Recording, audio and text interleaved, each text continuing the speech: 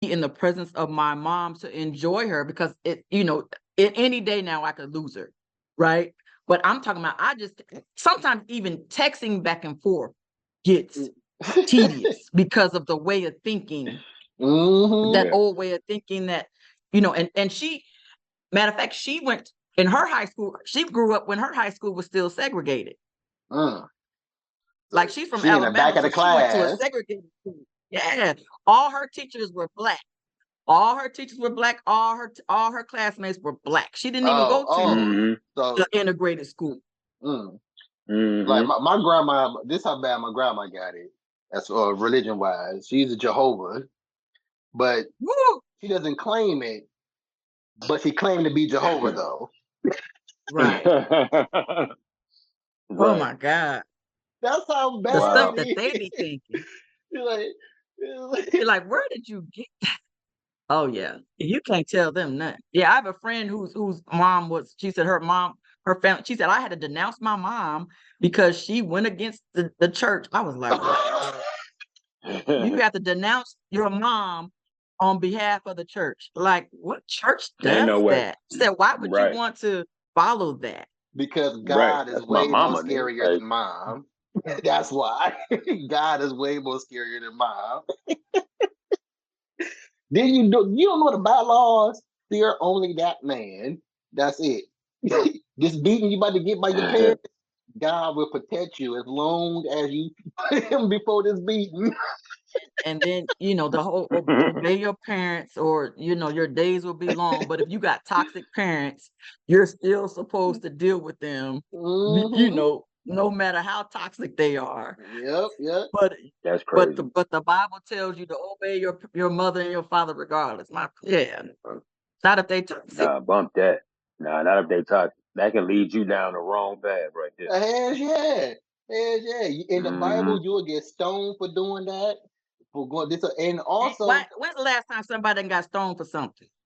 In Massachusetts, not too long ago, they just got rid of the freaking law to getting stoned for disobeying your parents.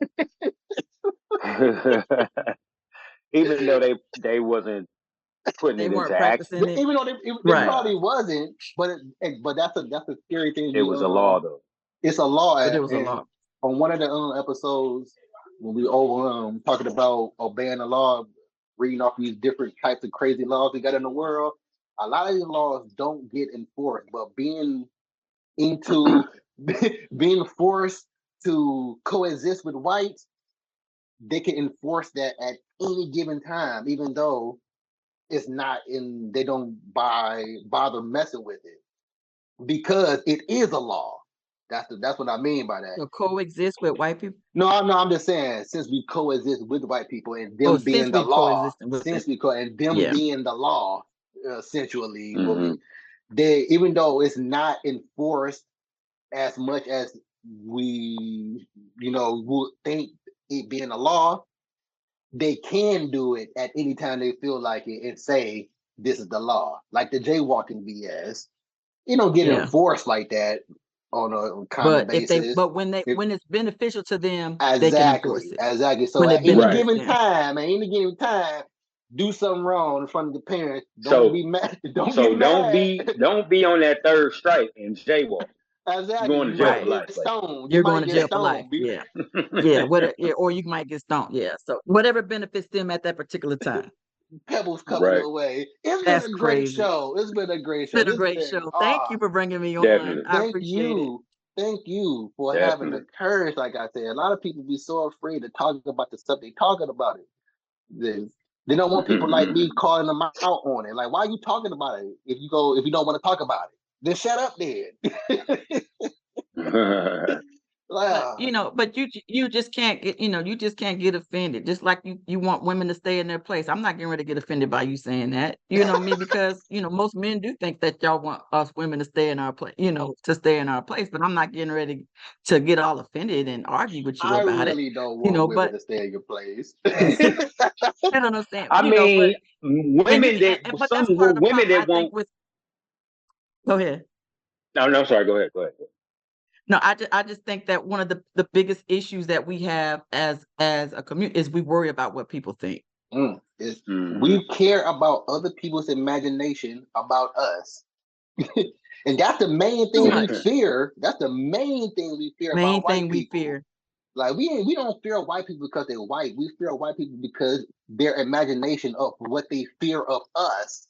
About us. Yeah. What we fear about us. Because we already know fear will make you do. Fear will put you in survival mode and you ain't even got nothing to survive over. But white people and fear is the number one seller, man. It's the number one yes, seller. I agree, Kev. But white people stay. It's the number one seller. Think about it. I just thought about this. White people, we are brought up on survival. Black people, we are brought up on survival. But the fact that we exist, white people stay on survival all day just because we exist. They go to sleep imagining if a black person gonna move in the morning neighborhood. They go to sleep. Imagining if a black person go knock on their door about whatever. It could be the UPS guy that's coming to deliver the message, the package. White people stay in survival mode due to that alone, and it's their imagination. That's it. It goes all the way back to the very beginning when you started this whole conversation. I just think that one day they're going to realize how powerful we are, or they're going to realize that if these niggas ever unify, we're in freaking trouble. They know that already. Hey, I'm about to say, and they do that. It's for us. For what you said, it's for us to realize that we're the ones that should know better. They know. We the ones that gotta realize because the white people already know. Exactly. Yeah, we're the ones. That's the reason they treat us how they treat us. And that's why they treat us the way they treat us. But if we ever realize that if we unify, that we can just take the hell over. I want to rephrase that. I want to rephrase it to when we unify for what we already know. When we unify for what we already know, if we stop being aware of our own delusion and take these niggas out, because we know that there's more colors on the earth than it is white. And like I stated, if you're not white, you're colored in this world. I said in America, but really in this world. In the world. If you're not white. Yeah, white is the minority. Exactly. White is the minority. White is the minority. But again, since green talks way more than white, them dang on coloreds, boy, them Uncle Ruckus coloreds. Them Uncle Ruckuses, boy. But again, I mean, if we ever just, like I said, if we're able to educate ourselves, pull our resources, I don't know if we could ever pull our enough resources to take over, to be able to reclaim our own, because we still, regardless, have to go and get our resources for them because they own everything. Well, the first thing we got to do is shoot first. That's another other sad part about it. We got to shoot first because we know all they know is rage.